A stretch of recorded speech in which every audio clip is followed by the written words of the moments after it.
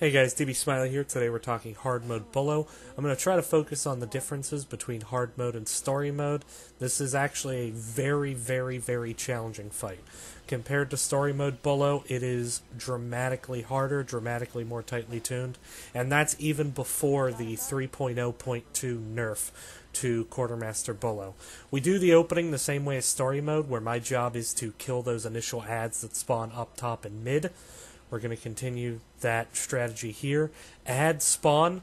You get the first scripted ad spawn, then you get new ads that spawn at 70%, 50%, 35%, 20%, and 5%.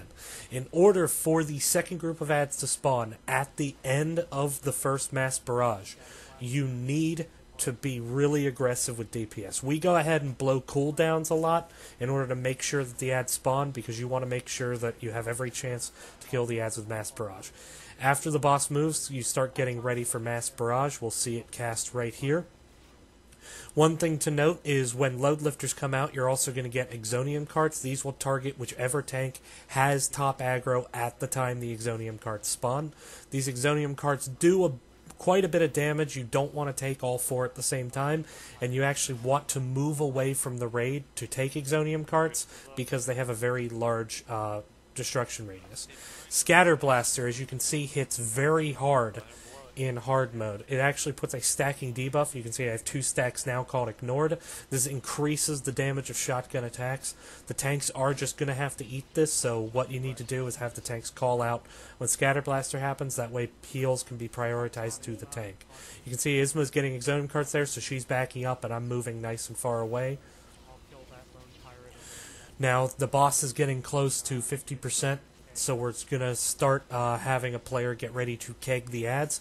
We actually have our DPS kegs ads except for the first group, and the reason for this is if a tank is kegging the ads, they're going to have to run through the raid, and you get cleaves from Scatter Blaster. We do lose some DPS, but this actually isn't a tight DPS race as much as a survival fight. When the ads spawn, notice that I go in, I oil slick, and I AoE taunt. Gish is running in to keg the ads, however, if they come out initially and start pew-pewing down healers, bad things are going to happen. You want to make sure that those ads are under control and that the tanks have aggro. Now, I am spreading out my blue circles too much, actually. I'll upload a video soon kind of showing exactly how you can spread the circles out tightly, but the reason I spread circles out there as a tank is because I'm trying to get coverage in case ads spawn. So from here, we have the fight mostly under control. Our next DPS to get a keg is going to be Shadow Clone, and those are going to come up about 30%, which is close to now.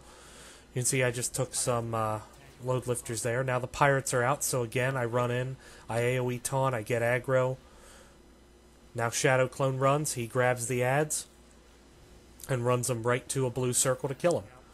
Pretty straightforward, however, you need to be aware that the keg runner is going to take a lot of damage there. If you have a choice between keeping the keg runner alive or the tank alive, keep the keg runner alive. You can res the tank, but if you have to res the keg runner, he's no longer going to have the keg.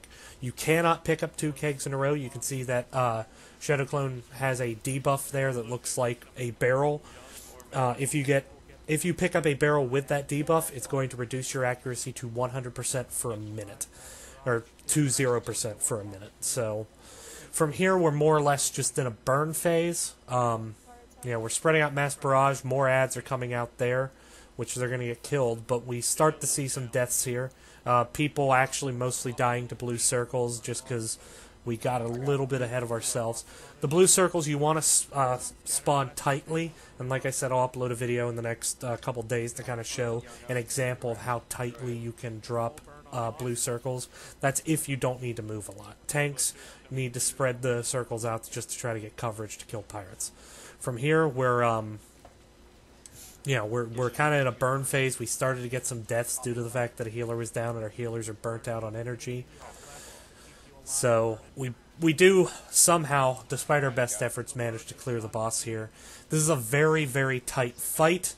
A lot of damage going out. You got to learn to minimize damage. It's a survival fight, not a DPS race. Best of luck clearing it. Thanks for watching, guys.